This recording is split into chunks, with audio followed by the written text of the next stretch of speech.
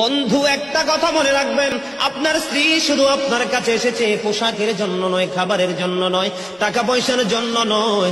স্বামীর কাছে যেই খোরাক স্ত্রীর জন্য আছে, এবং স্ত্রীর জন্য স্বামীর কাছে যেই খোরাক, স্বামীর জন্য স্ত্রীর কাছে যেই খোরাক আছে, পৃথিবীর কোথাও সেই খোরাক নাই।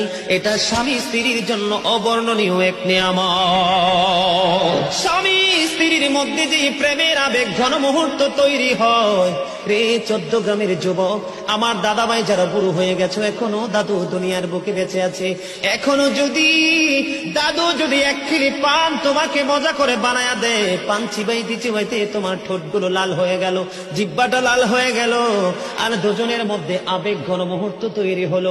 আমার নবী বলেছে, স্বামী স্ত্রী রোমান্টিক সময়টাতে যদি 1টা ঘন্টা যদি কাটাইতে পারে রে, তাহলে 1 বছরের নফল ইবাদতের সওয়াব দিয়ে দিবে।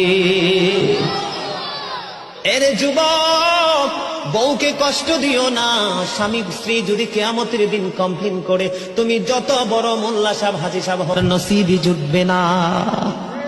আমি আমার মা আমার বোনদেরকে বলতে চাই, কখনো স্বামীর কলিজায় আঘাত দিও না, কারণ স্বামীর কলিজায় আঘাত দিলে তোমার জীবনে জান্নাত জুটবে না।